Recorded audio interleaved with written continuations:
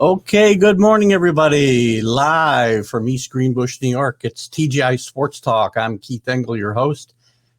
Still the only live streaming broadcast, sports broadcast from East Greenbush, New York. I just wanted to spend a little time here this morning talking a little bit about the NFL season coming up, some of the top storylines.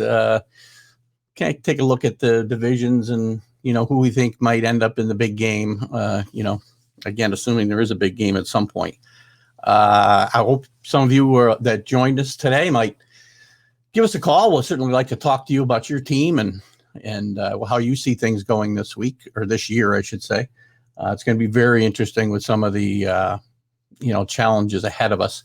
The number that you can call if you do want to chat with us live would be 518-308-8225. I'll keep that number up on the screen. And you guys can feel free to call in, and we'll have a quick chat about anything you'd like to talk about.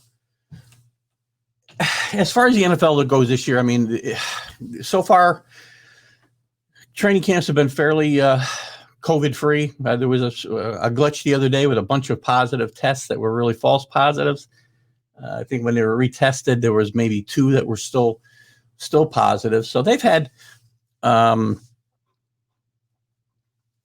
I think pretty good success given the nature of the game and the contact that's involved. And we'll see what happens as we go forward. I think one of the interesting things is going to be the fact that there's been no preseason games, no scrimmages, inter-team scrimmages where other teams come in and practice for a week or whatever, and then they have controlled scrimmages, and at least you get some live contact with other teams. There's been none of that. So it's going to be very interesting in the first few weeks, what happens. But and it's going to be interesting to see what happens as the season goes on. They're not playing in a bubble like the NBA or the NHL are playing their playoffs right now, or MLB is talking about doing come playoff time. So it's going to be interesting to see how this goes. Extra teams making the playoffs this year, 17 weeks. This stuff will probably be around for good. I mean, I don't think we'll eliminate all preseason games forever because I think there's 4 of them is too many for sure. There's still some usefulness there to get game film on guys. It's good for the teams. It's good for the players. Even the guys who get cut, at least they get some film when they get some garbage time in these games. But we'll see how that goes. I think what I want to start with is we'll talk about some of the top maybe the top 10 storylines we've got going into the season, and maybe we'll break down the divisions a little bit and take a look at the playoff pictures I mentioned before. But I do hope those of you who do join us today, and I'm going to try to see if I can see who's in the room today. It's not always that easy for me, but bear with me 1 second while I'm not going to get it, am I? Well, let's see what I get. I don't want to ruin my video quality either. Let's see what we get here. Bear with me a second. Yeah, there I can't see who's in the room either. That's a shame. Oh, well. We tried. I got to get with StreamYard and find out what's going on here. I know I've got a lot of you guys in here, and sometimes you've asked questions, and I haven't seen them until afterwards. But we'll certainly look into that. What's Bill Pulver saying? Good morning, Bill. Good to see you. Thanks for watching every week. I really appreciate that, by the way. Are the games only on weekends? Right now, I don't know that they've changed their schedule. There'll still be Thursday night games. There'll still be Sunday night games. There'll be Monday night games. There was some talk about playing Saturday games if, depending on the college situation. I think there's going to be enough of a college schedule that they probably will not probably go that direction where they're playing Saturday games. But who knows? I mean, there's other networks now that are trying to get involved. Part of the challenges, I think, here are a lot of the TV contracts are coming up as well, and there's more people trying to get in on the action. So I think like ESPN may move Monday Night Football back to ABC. TBS is always looking to get involved in these things. So who knows what, if a new Saturday package comes, comes available, you might see them jumping in, or ESPN and giving up Monday night. ESPN and ABC are one, really, owned by Disney. So you could see them, move Monday Night Football back to ABC and maybe bid on a Saturday package if it happens. I think they've got there's kind of a gentleman's agreement with the NFL and the college not to play on Saturdays until later in the season when there's really not many college games, if any, left. And they certainly won't play Fridays because they don't want to mess with high school football if that happens. So I think the schedule pretty much, to answer your question right now, is solid the way it was designed previously. It's going to be very hard to deviate from it, I think. I mean, who knows? I mean, if you have to have games postponed because teams come down with COVID like the Major League Baseball teams did, who knows what's going to happen? And it might be harder to reschedule those games. You can't play doubleheaders like you can in baseball. Unless maybe they plan on really doing something crazy, like, play half a football game, which I would not be in favor of. I'm kidding. There's no way they're going to do that. So this is kind of one of the big storylines anyway. I'm glad the question came up early about the other networks, because a lot kind of depends on what happens, during this pandemic, what happens with college football. And, whether the NFL is able to continue to stay relatively COVID-free. And part of this story is the people that have opted out. I mean, there's so many, every team except for maybe three. I think the Steelers, the Falcons, and the Chargers are the only teams that have not had players opt out of this season. So, everybody else has been affected one way or the other.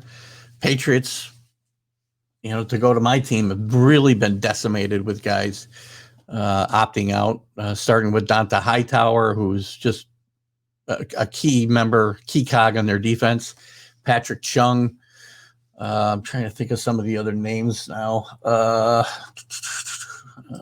Not really sure now. I had some information up and now it's not here, but it's just, there's a lot of key players out on a lot of teams. Like I said, it's going to affect everybody. I'm sure as the season goes on, it's going to affect every team in one form or another. And hopefully, again, not that much. Another story with the NFL and the pandemic is they plan on having fans. Not week 1, probably not week 2, but they think by October, a lot of teams think they can get, 50% capacity, whatever it might be. I'm still a little skeptical of that myself.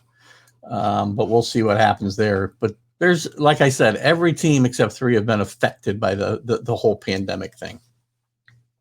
And I'll touch on this part quickly because I really don't want to get involved too much in the political side of sports. There's you can get enough of that on Facebook without coming here. I've got my own feelings on the topic, and I really don't want to dive into it here, but it is something that will happen. The whole social justice conversation is going to come up. It's going to be different than it was before because now the teams and the league are more behind the players, where my feeling is the fans still are not there. So it could cause, some problems with attendance, with viewership. We'll see. A lot of people say they won't watch, but whether they don't watch is still remains to be seen. So we won't spend a lot of time on that. I just hope it isn't doesn't cause too much of a road speed bump in the season. So there's enough going on with the pandemic and whatnot. Getting into more football related on the field topics, top 10 stories. Can't have a top 10 story without the Tom Brady story, right? Tom Brady no longer a New England Patriot, now a Tampa Bay Buccaneer. He's surrounded by tremendous weapons down there. Rob Gronkowski is back with him, although Gronk's had a tough training camp from some things I read as well. And, being out of the game and taking as many shots as he's taken over the years and then sitting out a year could be helpful, could be a detriment too. Who knows? And if Brady gets if Brady gets time, if their offensive line keeps him upright, he'll probably do pretty well. You love Tommy. He does not like to get hit, though. I don't think anybody likes to get hit, but I don't think it's a big secret in the NFL that if you can get to Tom early and rattle him a little bit, he'll get some happy feet. Doesn't mean he doesn't win games that way, but he doesn't like getting smacked around, and at 42 years old, who's going to want to? I do think that team's going to be very good. As a Patriot fan, I'd love to see a Patriot Tampa Bay Super Bowl. I'm not going to I'll root against Tommy that day. I'm not going to root against him. I'm not going to root for him. I don't want him to fall on his face. I don't want him to be John Unitas with the Chargers. I don't want him to be Joe Namath with the Rams. I just want him to do well, but not beat the Patriots in the Super Bowl. How about that? And the Patriots obviously have a new look, right? We're looking for a quarterback. We've signed Cam Newton. We've got Jason Stidham. We've got, well, that's probably all we have because I don't think Hoyer's going to be the answer there. And as far as it looks like from training camp so far, Newton's probably on the top of the depth chart to start the season. I think you'll see both guys play. The team loves Stidham. I mean, it was one of the reasons that they lowballed Brady in the first place. I think we'll get by. I think they'll still win the division, or at least have a chance to win the division. They're going to get to 9, 10, maybe even 11 wins. Bill Belichick finished with 11 wins with Matt Castle as his quarterback, in 2000. I don't know what year it was now, 2008 maybe.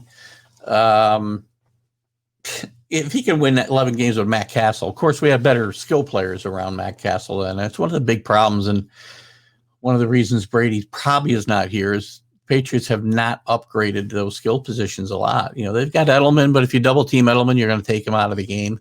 And without other options, Tom's just, or not Tom, our quarterback, whoever it is, Newton, Stidham, Hoyer, or a person to be named later, is going to have trouble. There's no big time running back that you can give the ball 25 times a game. You get some great role players back there in Burkhead and James White, and some others. But, it's nobody to stretch the field. That's the problem. And open up the middle. When Gronk was there, a lot of plays centered around Gronk, even when Gronk didn't get the football. So I think it's going to be an interesting season. The Bills are much better, which we'll talk about in a minute. And they may very well win the division. If they beat the Patriots twice, then they will probably win the division. And we'll get into that a little bit more. The big story is going to be the Chiefs and Patrick Mahomes, obviously. Mahomes is just a tremendous, tremendous player. It's he does things that, Tom Brady is one of the great players in the history of the game, if not the greatest. We'll leave that up to debate, and people can call me if they like to express a different opinion. But Patrick Mahomes can do things Tom Brady couldn't think about doing, and he does things a lot of quarterbacks couldn't think about doing. And they're going to be very good. They're going to be the odds-on favorite to win the Super Bowl. Certainly win the AFC. If Mahomes stays healthy, they're golden. That guy is so good, and winning 2 Super Bowls in a row would be something that only a handful of teams have done, and the Chiefs are in position to do that. I think if their defense stays up, they even got another big piece for their offense in drafting Clyde Edwards. Hellier, if I'm saying his name right. So they keep getting, their offense keeps getting stronger and stronger. They're never out of the game, as you saw last year against the Texans. One of the greater comebacks in the history of the NFL. Even though they had to win that game by 20 points, I think they were dead in the water in the first quarter and came back to win. So again, they're going to be great. The Cowboys and Dak Prescott. What's going to happen with Dak Prescott? Is Dak Prescott the future of that franchise or not? He hasn't won a playoff game. The team has been loaded with talent. and they just can't seem to get it going. The it's just going to be it's going to be an interesting year for the Cowboys. If they need to really, I think, have a big year here, if they're going to wrap up Dak long term, he's got to have a good season here. Or the Cowboys may just move on. He's a good player. I don't know if he can't carry a team on his back. He's got to have weapons around him. He's got to have people to help contribute.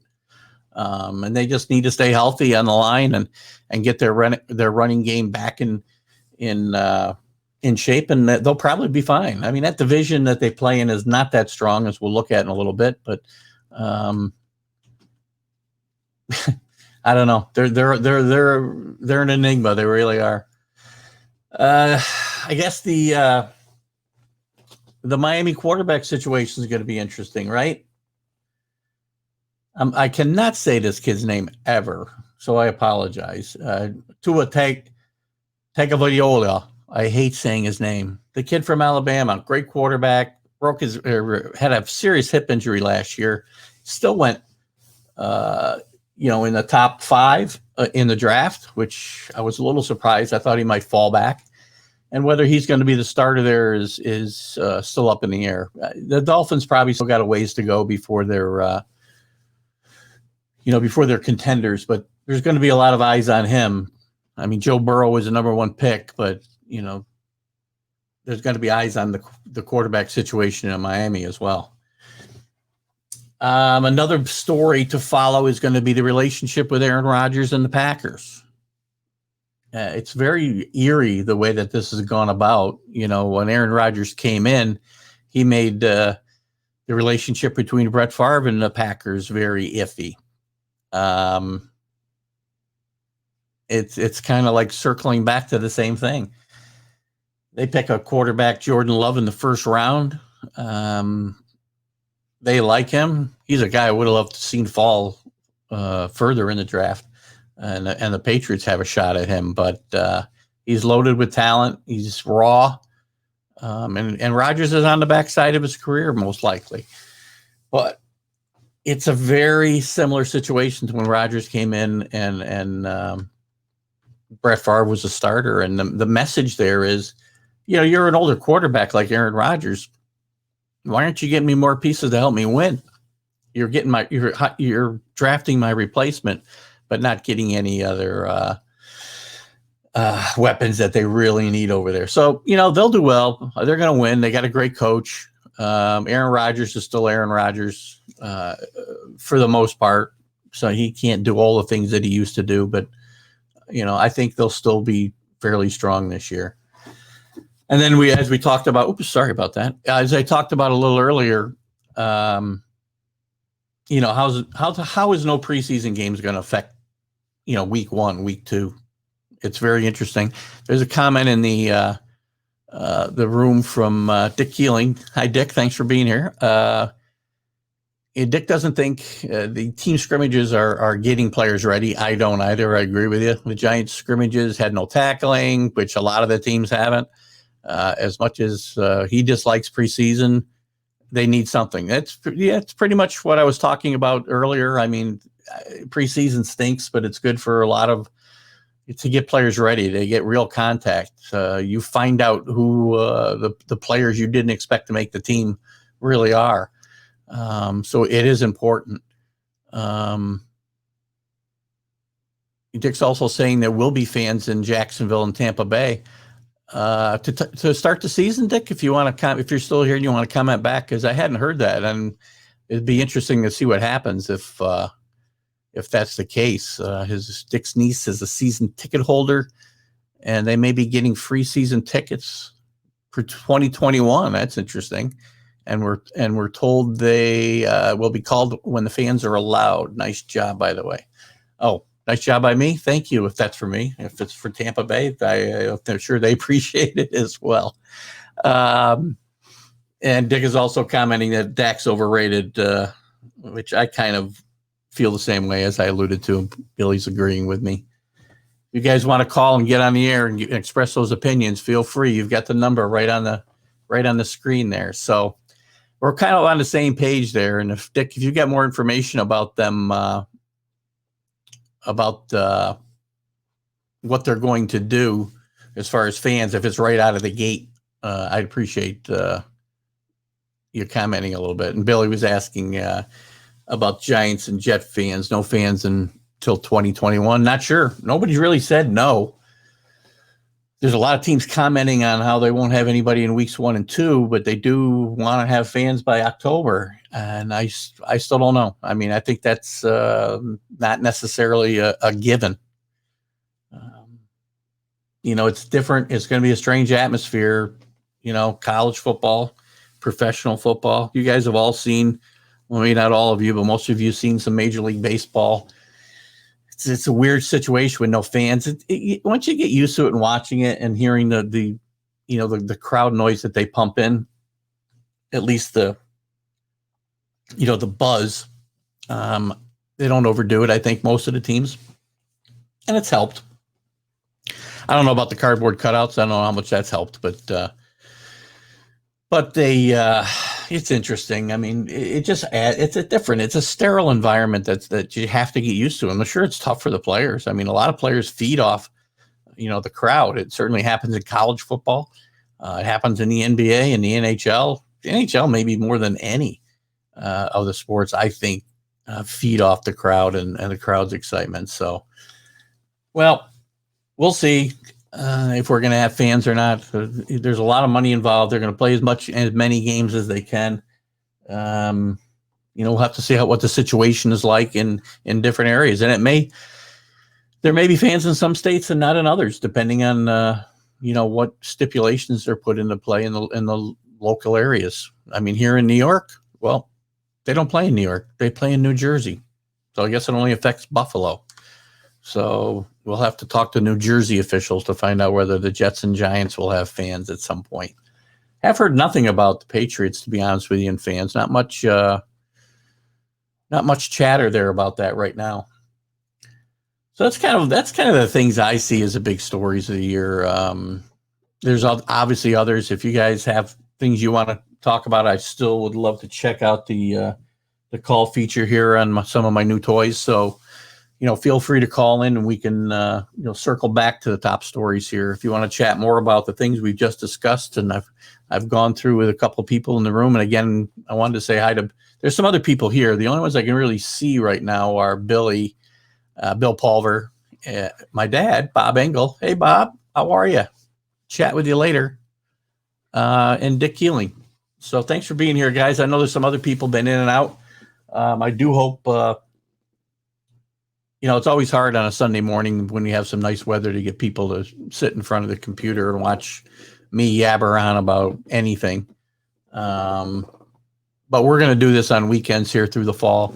May do something on Saturdays with college football too. But right now we're looking at some stuff in the NFL. So let's talk about some of the divisions and some of the stories, I guess, in the divisions. I'll give you my outlook. If you guys, again, want to call to give a little opinion of your own, I'd be more than happy to chat with you for a few minutes. Well, I guess we'll start in the division that everybody wants to hear about, the division the Patriots have dominated for 2 decades now, the AFC East. It's going to be a crapshoot, I think, as we talked about. We already covered a lot of this, but I think the Patriots will contend. I don't know if it's a given they'll make the playoffs. I've said for a long time, that sooner or later, that's why I enjoyed riding the ride as much as I have the last 20 years. They were not good except for a handful of years, the 20 years I followed them before that. Or more than that, 30 years I followed them before that. And now it's different. We're going to find out whether it was Brady or Belichick. My opinion, it was both.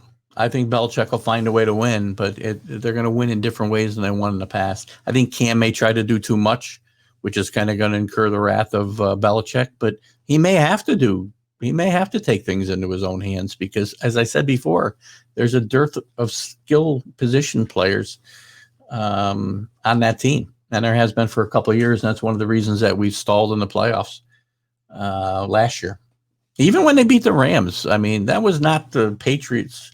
You know, that wasn't your grandfather's Patriots. Actually, maybe it was your grandfather's Patriots, but you know, it was not the same team as they had even when they lost 2 Super Bowls to the Giants. They had better teams then. I don't want to stay on that topic too long, but I think the Bills, you know, are a real threat this year. They got a great coach in Sean McDermott. I love Josh Allen as his potential. I love his potential. I mean, everybody's got potential, but I think he's got a lot of it. They've added a number 1 receiver a new number 1 receiver in Stephon Diggs, who's a great player. You know, when he's got his head in the game, and their defense is really, really good. So I think it's possible. In fact, I'm going to say it right now that it's going to come down to to the Bills and the Patriots. And this will be decided late in the season. They'll both make the playoffs with the expanded playoffs, I think. Probably 9 or 10 wins will win this division this year because the Jets are a little bit better. Maybe Dolphins may be a little bit better. They played great football late in the year last year. But they actually cost the Patriots home field advantage in the playoffs and probably a victory. So who knows? They got a great coach too, and I think they're heading in the right direction. The Jets, you know, I don't know. This is a big year for Gage, the coach, because you know he was inherited by the new GM, and I don't know that they're on the same page. I don't know. This is a big year. They got to find out about Darnold. They got to find out if they got a quarterback. It's your 3rd year. You got to really kind of turn it on here, I think. And you got to figure out how to use your best weapon. They got one of the best players in the game in Bell, and they don't use him right. I mean, the guy gets 10, 12 touches a game sometimes. What are you doing? And he's supposed to be Adam Gase is supposed to be an offensive genius. And we haven't seen it with the Jets yet. And they're starting to acquire some weapons. There's some things they can do there. But I don't see them winning more than 5 or 6 games at most, probably. So again, Bills, Patriots. We'll see what order they come in. AFC North, another division that's always kind of crowded lately at the top with the Ravens and the Steelers. Usually very good teams. I think they'll both be good teams again this year. The Ravens are tough. Lamar Jackson's very tough to defend. You know, I watched a pretty good Patriot defense just get shredded by him in a regular season. And if he improves his throwing a little bit, it may be impossible to stop. And they play good defense. They always play good defense. They got a great coach. One of the greatest coaches, I think, in the NFL. Always has a good team. He finds ways. You know, they've changed quarterbacks through the years and been successful. They want to, you know, I don't know. Joe Flacco won a Super Bowl, so guess what? I guess Harbaugh can coach a little bit.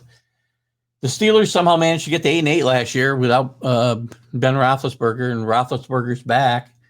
They got a great defense led by T.J. Watt. The Watts just seem to raise defensive studs down there. So they'll be, you know, but Mike Tomlin's another guy who's a great coach. He's going to keep them in the race. It's just a matter of whether they stay healthy or not. With a lot of these teams, I mean, again, without preseason games and without a lot of hitting in practices, like we talked about a little bit before, it's going to be a little rough. You're going to need to have some depth, maybe a quarterback. If you don't have 2 quarterbacks now, you may be in trouble. The Browns, I don't know. There's kind of a strange enigma for me. Baker Mayfield, I'm still not sure about. They got a lot of weapons around him on offense with Landry and oh gosh, who's the crazy ex-Giant? Can't remember his name right now. Sorry about that. Odell Beckham. Yeah, right. Beckham. The great players. I don't know if they're great team players. You got to play as a team. And, they've got some decent guys on defense. If Myles Garrett, doesn't hit anybody over the head with a helmet this year, they'll be much better, obviously. So we'll see. I mean, again, I think they're going to be bunched up a little bit. 11 wins will probably win this division. I didn't touch on the Cincinnati Bengals. They got Joe Burrow, but they're not going to turn it around and win the division this year. They're going to be at the bottom of that division, but they could be on their way up. AFC South. That's a division nobody ever dominates. Everybody's around 9-7, 8-8. They're all in the race. It seems Jacksonville maybe won't be. They got some problems there, but the Texans, the Colts, the Titans, they're going to be bunched up. It's all going to come down to.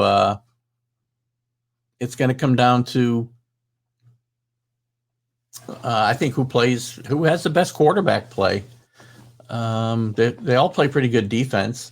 The Texans have Deshaun Watson. He's just too good not to make the playoffs, and he's too good to be 9-7. A little strange trading their top wide receiver for a running back who has been down a little bit. But if they get a running game to help Deshaun Watson, I think they'll be fine because their offense is just their defense is just tremendous. They need to keep J.J. Watt healthy because he's the best player in football when he's healthy. So I don't know. The Texans win that division every year and then don't win any playoff games. I don't know. Bill O'Brien's probably needs to win a playoff game, if not more, maybe this year to keep his job, in my opinion.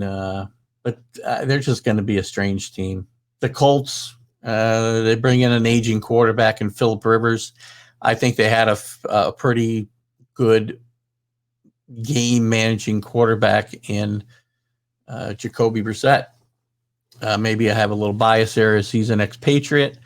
I would like to have him find his way back to the Patriots, but the Colts think that they've got a better chance with a stationary target back there in Phillip Rivers, and I'm just not so sure. Frank Wright's a great coach. He's a great quarterback coach. So we'll see. They'll give the Texans a run for the money a little bit. We'll see. The Titans, I'm not so sure about either. Great coach, Mike Vrabel did a great job last year, another expatriate. But you're really putting your season on Ryan Tannehill. I mean, obviously he played his best football last year, and maybe he has turned a corner, but I'm not sure. I don't think he's a franchise quarterback. But if Derrick Henry runs the football the way that he did, and the offensive line helped him do last year, then Tannehill can manage the game, and they could, make the playoffs again. Again, a very good defense. They do a great job managing the game from the sideline. He's a great coach, Mike Vrabel. So it's possible they'll take a step backwards this year. But again, in that division, you only got to get hot for a bit, and you'll be okay. And then out west, you got the Chiefs and really everybody else. The Chiefs are just too good. What can you say about them? I mean, everything you watched with them last year, and then they bring in the running back Edwards, Helaire, and they just get better. If their defense holds up, they'll be fine. I mean, without a defense, they're going to win 12 games for fun. They might run the table, that team, and they're very, very good. And Mahomes, there's no game they're out of, as we saw last year. That was shocking what happened in that Texans game in the playoffs. To be down 28 points in the first quarter, and you end up running away with the game. You end up winning it by 20. Phenomenal. And how fast it happened. Part of that is the Texans and the coaching and some weird decisions there, but still, they're a very good team. The rest of the division, the Chargers, the Broncos, the Las Vegas Raiders, which really sounds weird to say. I mean, they spent much of the offseason trying to replace their quarterback without much luck or any luck. So Derek Carr's still going to be the quarterback. John Gruden's a great coach. I don't know that I just don't know that they have enough other pieces to contend. The Broncos, I think, are an up-and-coming team myself. They've got a new head coach. They brought in Pat Shurmur to run the offense. He's always been a pretty good coordinator. He wasn't much of a head coach with the Giants, but he's a pretty good offensive coordinator, so I think things will get better there. And Vic Fangio is a great defensive coach. So who knows? They get some player. And they brought in Melvin Gordon as well to kind of revitalize the running game. So I think it's possible that they could be one of the surprises this year that we're not looking at. And the Chargers, I just don't see much going on there. Tyrod Taylor, maybe a starting quarterback, probably is a starting quarterback. Bills fans, you can chime in there. I don't think it's going to happen. So AFC, I think is kind of top heavy. You got the Chiefs, and you really kind of got everybody else. I think, as I said, the Patriots will contend. The Ravens, actually, I can put the Ravens up there close with the Chiefs, but probably the number one contender after the Chiefs. But everybody else is kind of bunched together. The playoffs are going to be very interesting. We got an extra round of playoffs this year. So anyway, I'm going to have to call the Chiefs out of there again. As much as I want to see a Patriot Tampa Bay Super Bowl, as I said, it's probably not going to happen. But so if I'm going to give you a realistic pick, it's got to be the Chiefs. I got to take the chalk in the AFC because they're just that good. Andy Reid is a great coach. He finally is getting his due because he couldn't win a Super Bowl before, but he ran into some great teams. He was beaten in the playoffs a couple times in the AFC Championship game by some great Packer team. Beaten in the Super Bowl by the Patriots many moons ago with Philadelphia, and he was flamed out against the Patriots with the Chiefs. And they could have won those games. Andy Reid's a great coach, a great offensive coach. One of the knocks on him, and I've been knocking him for years for this, is his clock management. And that was better this year, the last year. I believe they brought somebody in to help with that aspect of the game. So I just think, I think the Chiefs are too good. So we'll call it the Chiefs in the Super Bowl. Moving on to the NFC East. Hard to figure these teams. I can start at the bottom. The Washington football team, the team formerly known as the Redskins. My guest Hangola Friday had mentioned they had the best uniforms, the best logos in all of football, and that's gone now. That's a debate for another show. I'm not up for that conversation. But it is what it is. But the Eagles are if the Eagles stay healthy, Carson Wentz stays healthy, the Eagles are the class of that division in my mind. They've got to stay healthy, though, and they got to have a good kicking game, too. So then you get the Cowboys. As we talked about Dak, a lot of you in the room today have talked about how Dak's overrated. I don't disagree. He can't carry this team, but if Ezekiel Elliott can handle the load, they can be good enough to win this division and do some damage in the playoffs. I do think they could be a surprise. It's hard to say that the Dallas Cowboys should be a surprise, but given their lack of success in the playoffs in recent years, them doing well in the playoffs would qualify as a surprise in my mind. So they could be one of those teams. The Giants, I like Daniel Jones. I know when he was picked by the Giants, as high as he was, a lot of the Giant fans were not happy. I remember watching the kid play at Duke as I followed the Miami Hurricanes. My stepson graduated from Miami. And when I became part of this family, I became a Hurricane fan. and they have done very poorly. But I got to watch this kid play a few times, and he was really good. And I think he'll be a good NFL quarterback, potentially a very good NFL quarterback, if a couple things happen. He's playing in the right system. They've got Jason Garrett in there now, and I think that's a great move by the Giants. They hired a good head coach in Joe Judge. Again, maybe that's my Patriot bias, but I think Joe Judge will change the culture there. And already has started to change the culture there. They had some guys get in trouble, and I think they dealt with it better than it might have been dealt with in the past. I'm not sure what your guys' opinion would be on that, but they've got to protect the quarterback, and he's got to take better care of the football. I mean, he turned the ball over way too many times last year, not just interceptions, but just putting the ball on the ground. You got to hold on to the football, and hopefully they can teach him to do that. But I think they'll have some growing pains this year as they start to learn a new offense and get used to a new head coach. They could surprise, I guess, and take a leap near 500. That'd be I think that would be the ceiling for them this year.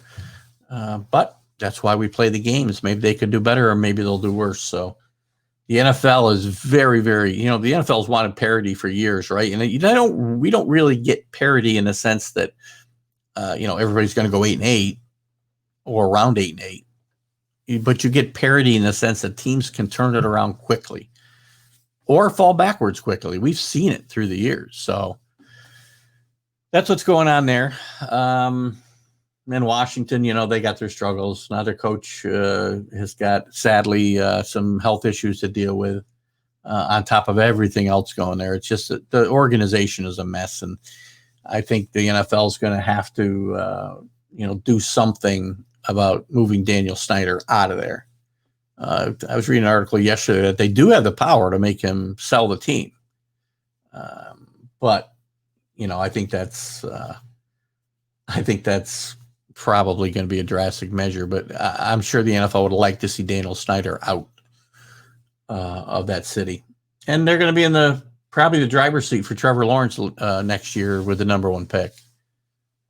I know, I know my boy Mark would like to see the Patriots tank this year so we can get Trevor Lawrence, but I don't see that happening. There's going to be a few teams in the running for him, and the Redskins are one of them. A couple more people I wanted to say hi to before I move on here. Rick Sherlock. We'll talk a little bit about the Vikings here in a minute. If you're a Vikings fan, feel free to speak up. But guys, again, if you just joined us, feel free to give me a call. We can chat about anything you will like. I'd love to have a couple calls. I've yet to be able to test out my new call feature for these weekend shows. And Sean McGillen's in the room. Hello, Sean. Long time no see or hear. Hope you're doing well. So that covers the NFC East. How about the North? Perfect. Just noticed Rick Sherlock's comment about the Vikings picking up another stud defensive end, which they did. They've got they got a good defense too. It's another team with a great defense. I think the division is fairly weak after the Vikings. The Packers are still, a top tier team, but they're not an elite team. The Vikings could be an elite team if, again, Kirk Cousins doesn't turn the football over. They're paying him a lot of money, but they got a great running game with Dalvin Cook. They got a pretty good coach with Mike Zimmer, and they do have a really, really good defense. And I think they'll win that for sure. Let me back up here for a second. I got Rado's in the room. Hello, Rado. I got a feeling I don't want to read your question. We'll back up to the NFC East for just a second because bear with me, guys. You bring Rado's. Since I'm talking about the NFC East, you want to talk about 2007 and 2011? I don't even know what you're talking about. I don't remember those seasons at all. Did something happen I missed? Maybe you want to give me a call, Rado. He should laugh.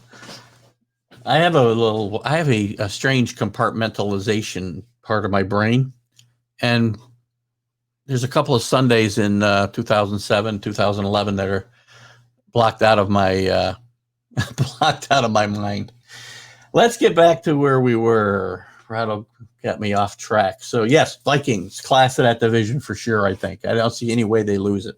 Packers probably on their way down. They got a really good coach in Matt LaFleur, but now the team's created this problem with Aaron Rodgers where they needed to get him some help, and they draft a quarterback to be his successor someday. And as we saw with the Brett Favre situation and the Aaron Rodgers situation years ago, a long time ago now, seems like not that long ago, but it's a long time ago. It creates a problem sometimes when you're not when you need help at other positions and you draft somebody to be that quarterback's replacement. It doesn't always go well. So we'll see. Maybe you'll see Aaron Rodgers playing in a different uniform come 2021. Who knows? The Bears are a mess. Right from the top. I mean, Mitch Trubisky, I don't know why. I thought the kid was really good and had a chance to be a really good quarterback. And I'm not sure what happened to him. I think it's between the ears a lot with him. And then they want to bring in, they want to push him a little. They bring in Nick Foles. Well, Nick Foles is a great quarterback with the Philadelphia Eagles. He's never been a good quarterback anywhere else. He flopped with the Rams. He flopped with the Jaguars. He flopped with the I said the Rams, didn't I? Well, he probably flopped somewhere else. He's going to flop with the Bears most likely too, and he'll end up back with Philadelphia next year. And Wentz will get hurt, and who knows? Maybe Nick Foles will win another Super Bowl. Rattle's saying it's like Major League Baseball when 2004 never happened for me. Well, that's not a great memory for me either, Rattle. But I understand what you're saying. Where else? The Lions. Oh, God, I feel bad for Matt Patricia. Matt Patricia is a great coach, great defensive coordinator. I think he's just a guy like Pat Shurmur, like Charlie Weiss, like a lot of guys that are Norv Turner, great coordinators. They don't have what it takes to be a great head coach. That's not a knock on those guys. I mean, it's not for everybody. I work in the world of sales, and not all salespeople will make great sales managers. It's kind of the same thing. And they're kind of a mess right now. I feel bad. Matt Stafford is really a good quarterback, but he's had to take a lot of things on his back as well. And it's unfortunate that he hasn't had better players around him. And I don't think it's going to get any better this year either. We'll see. I think Matt Patricia may be, out of a job, and who knows, making his way back to the East Coast, which I would certainly be happy about, to be honest with you. Now we move into one of my other favorite divisions. I say sarcastically, the NFC South, the Buccaneers, the Saints. Going to be a great race there. You know the story of Tampa Bay bringing in the GOAT, Tom Brady. I can never root for Tom Brady to fail. He's too good a guy. I don't have a problem with leaving the team. I really don't. They weren't going to bring in players to get the skill players that he wanted. There's a lot of other reasons he's out of there. Their relationship, his relationship with the team has been going downhill for quite a few years.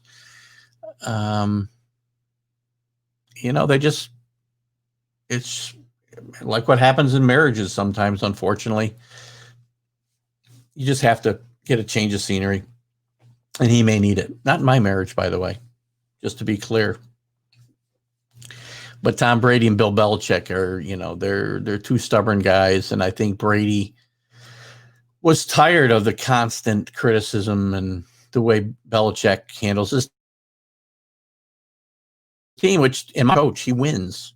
So his approach, there's nothing wrong with his approach. It could wear guys out. like Tom Brady. You don't see a lot of guys, play for Bill Belichick for 20 years. We get rid of guys before they're, before they've outlived their usefulness. They have a few good years through the year. Rado's asked me what my take is on Tampa Bay. I'm talking about that right now a little bit, Rado. You're probably on a little bit of a delay. I think the Tampa Bay Bucks are going to be very good if they keep Tom Brady upright. Tom Brady needs time to throw the football. Tom Brady he was never obviously Lamar Jackson, but he's more of a stationary target than ever. And he doesn't like to get hit. I've said this, as a Patriot fan with Tom Brady as my quarterback, you hit him a few times, he will get some happy feet. And, if they keep him upright, and that was part of the problem with Winston there last year, I think, with all the interceptions. I mean, he was under duress a lot of times. So, but there are a lot of offensive weapons there. And I think they've improved their defense with one of my least favorite players, Sue, getting there. And they brought in Shaquille Barrett. And Bruce Arians, I think, is just a great coach. He's a great players coach. He's probably I would say he's got to be the exact opposite of Bill Belichick. So Brady's there. There's weapons all over the place. Gronk's had a tough camp from what I understand, but if Gronk stays healthy, which is always a problem, that just adds to the weapons that are there. So I think Tampa Bay is going to win that division, assuming they keep Brady upright and healthy. If they don't, they won't. But lurking right there, if they stumble, are the Saints. You got another 40-year-old quarterback in Drew Brees, who's battling for some personal goals. I think he wants that second Super Bowl. There's other individual records he's still chasing, and dueling some of them with Tom Brady directly. It'll be an interesting race down there. It's going to be an interesting couple of games. I think they play each other in week 1. I'm not positive about that. I don't have the schedule up in front of me. Somebody might be able to fill me in on that. In fact, since we're still on at Rattles, you should have just called me, Ratto. Do I still root for Brady? I won't root for him. I won't root against him, though, either. And do I change my name to Missing Tom like the Missing Drew days? It's possible. I do miss Tom, but I won't root against him. But, I don't root for – I root for my team. People who know me know I don't really ever understand the guys who have multiple teams and they root for this team or that team. I just don't get it. I have one team, and that's what I have, whether it's baseball or football or basketball. I'm a one-team guy. There's certain guys I like to watch play, and I'd like to see them do well. But I would love to see a Tom Brady play the Patriots in the Super Bowl. He's more likely to get there than the Patriots, unfortunately. But no, I won't root against him. Some people will. Back to the Saints. Look at their offenses. Was good. They added Emmanuel Sanders. They'll have a healthy Kamara. The defense is much better last year than it's been in a while. I think it'll be steady this year. But I think they're going to be in contention. It'll become between them and the Bucs, and they're both going to make the playoffs. The Falcons, I don't know. Dan Quinn, I think they probably should have moved on from by now. That team is, other than a year they got to the Super Bowl and had, we all know what happened in that game. I won't revisit that. But I'll tell you, they've had talent there. They brought in Todd Gurley. Don't know how much improvement Tom Gurley is over the running backs that they had. Todd Gurley is certainly not the player he was a couple of years ago. Matt Ryan, I think Matty had his chances, and I don't know how many more he's going to get. I don't think Dan Quinn's going to get many more chances either. I mean, Dirk Cotier is a really good coach for Matt Ryan to have. as an offensive coordinator. But I think the Falcons are going to, again, 6-10, 7-9. They just don't put it together on both sides of the football from week to week. And the Panthers, well, I think the Panthers made a great hire in Matt Rule. They're really kind of weak on offense. So it's going to be very interesting to see how they replace Newton and Olsen. Even on defense, they got to replace Jake. What's Jake's name? Jake Kuechly and Thomas Davis and Julius Peppers. I mean, they got a lot of really good players that are not there. They do still have Christian McCaffrey. McCaffrey. There's no T's in his name. McCaffrey. Thank you. And he's a great player, but there's just not enough around him. I don't see that team winning more than 5 games, and who knows? They could end up in the race for Trevor Lawrence, because 5 games might be a stretch for them. What else we got here? I guess that leaves the NFC West, which is, again, kind of a crapshoot. All those teams are interesting in their own right. You got the Seahawks, who are always, right there in the hunt of things. Pete Carroll is a great coach in my mind, great players coach. Maybe made one bad call in a Super Bowl. Sorry about that.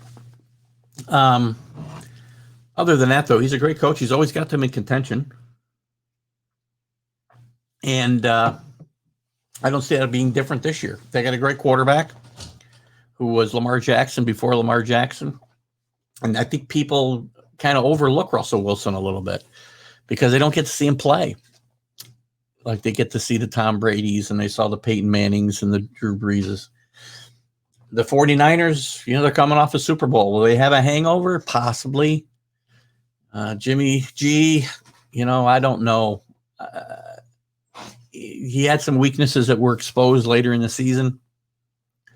You obviously don't have much confidence in your quarterback when he throws the ball 8 times in the NFC Championship game. They did win the game, obviously, so it was a great game plan. But I don't know that you're going to win in today's NFL throwing the ball 8 times, unless you've got Lamar Jackson as your quarterback, maybe.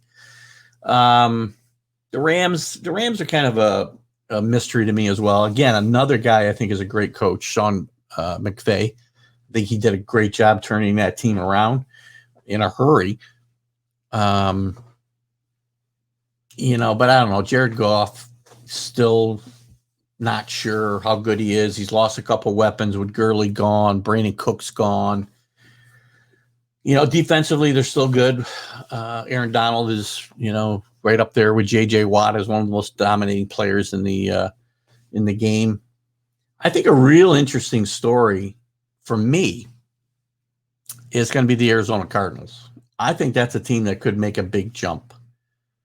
If Kyler Murray continues to progress the way he did during the later stages of last season, they got a coach who's, he's a gambler. They're going to be an exciting team. Now they've got Hopkins there at wide receiver. Larry Fitzgerald is still there. I think he and I were born in the same year. I'm pretty sure he had his 60th birthday a few days after mine. But I think they're going to be, if they play defense, and they made some upgrades to their defense, I think they could, jump up to 10 or 11 wins. It's possible. It's also possible they could win 4. They're just a mystery. Kyle Murray, though, he's got a ton of talent. He could end up being a better Lamar Jackson than Lamar Jackson if he continues to progress the way that he is. And again, these guys have got to take care of the football. And, that's where they got. So we've already been going an hour here, but we'll go through our playoff predictions. I mean, again, I picked the Chiefs to win the Super Bowl. I picked the Chiefs to win the AFC, as I mentioned, probably over the Ravens in the championship game. I would like to see the Patriots do well, but I want to be a realist as well. You're going to get my opinions here. Sometimes when I tell you when I root for the Patriots, I want them to win, but I'll only tell you I think they're the best team if they're the best team. I promise you. Because going back to 2007 and 2011, as Rado wanted to do a little while ago, we got beat by a better football team on that day. End of story. I do remember those days. I only pretend not to. In the NFC, there's a lot of teams that could win. I think the favorite to win, though, is probably I think the Seahawks. I really do. I think the Vikings will probably be. I see the Seahawks being the Vikings in the championship game. I just don't think the Buccaneers are going to have enough defense, and I think Tommy's going to be worn out after 17 games. Again, assuming we get 17 games in, I don't know that their offensive line has improved enough to let him, with all the weapons he has, he still needs time to throw the football. So I see the Seahawks over the Vikings in the NFC Championship game. Sorry, Rick, I think you're a Vikings fan, Rick Sherlock, so sorry for that call, and then I see Kansas City beating the Seahawks in the Super Bowl. That's kind of where I'm at. It's kind of the chalk, I know. But Patrick Mahomes is too good. They added another weapon for him. The defense is good enough. They've got a really good head coach. Even though those time management issues will crop up from time to time, I don't think they're so good. I don't think clock management is going to matter that much. So that's what I see. I mean, I do see Tom Brady having a great year. I think Drew Brees will have a great year. That's not going out on a limb too far. Obviously, Patrick Mahomes. Guys that I will tell you that I think are going to really step up and surprise are going to be Kyle Murray. I think the Patriots will surprise in the fact that they'll contend and not just fall apart with Tom Brady gone. Team-wise, I can see the Cardinals being a playoff team and surprising there in the NFC. And in the AFC, besides the Patriots, which might be a heart pick more than a head pick, I guess the surprise team there, if there's going to be one, might be the Broncos. I think there could be a shift in the culture there. Again, I like Pat Shurmur as a coordinator, and I think he will make some difference in their offense out there. And I think they're going to settle on one of the kids to play quarterback. So I think that's what we got. That's what I see as our future for now, assuming we get to play. Rattle's last question was, your comment was about the COVID situation, which I touched on early. He's right. 2 weeks quarantine for somebody being sick is two games. It is huge. And he's up in the air about fantasy football. I've retired from fantasy football, but I don't disagree, even from a fantasy football standpoint or a real football standpoint. The COVID situation is going to have an effect here at some point, and it's a little different than even Major League Baseball. I mean, they were only playing a 60-game season this year, but in 17 games, you miss a couple of weeks, that's huge. And then if it spreads and they have to cancel games, what's going to happen then? How are we going to make them up? So it's going to be interesting. I think I hope that the NFL is smart.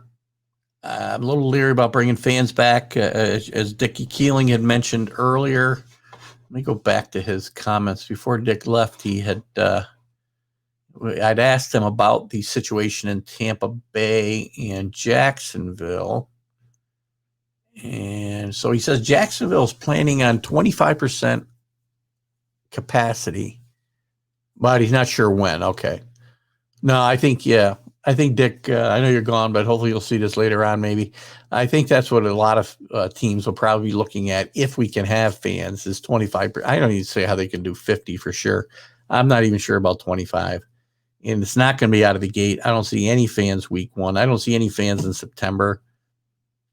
and it could be a crapshoot to have him in October. The COVID situation is gonna be a factor throughout the season. If it hits like it hit Major League Baseball, there could be some problems because you can't make up games.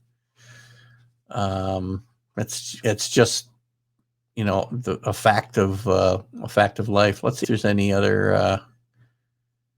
See if I missed any other questions here.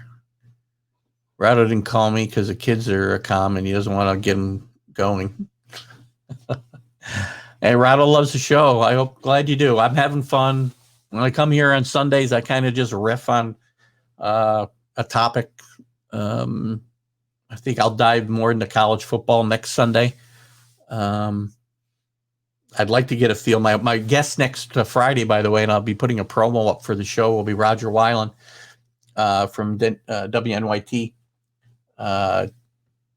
TV. He's been the sports director there for quite a number of years, replacing the legendary Bob McNamara, which I'll talk to him a little bit about. But I want to talk to Roger because even though he's, a local sportscaster here and the voice of the UAlbany Great Danes, he is a graduate of Penn State and I think has his ear to the ground a little bit there. And the Big Ten is, they're kind of a mess right now. They canceled their season.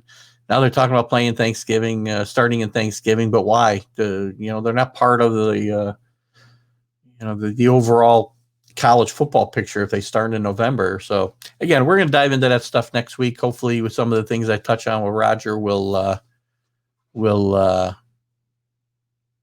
get some more information from Roger on maybe what the Big Ten situation is. I'm trying to read Rattle's comment here. Telling me he never could get my name right. Who? Roger? Roger Weiland couldn't say your name, mate? What do he call you? I remember when I spelled your name with an O.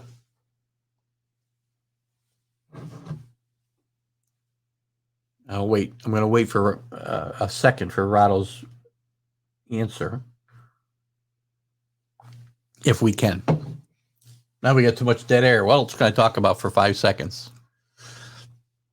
Well, I don't see it, Rattle. I'll answer your question if I see it come back up. But I will tell you guys, I want to thank you for watching me here today on TGI Sports Talk and listen to me rant and rave about the Radu. It's pretty funny. I'll ask Roger about it. I'm sure he's going to remember you from 2000, right? So I hope you're doing well, Rado. I hope the family's all doing well. I appreciate all of you guys coming in and joining me today. And tune in Friday, 8 a.m. for Roger Weiland. We'll see you next week with TGI Sports Talk with Keith Engel. Have a great Sunday. Bye-bye, guys.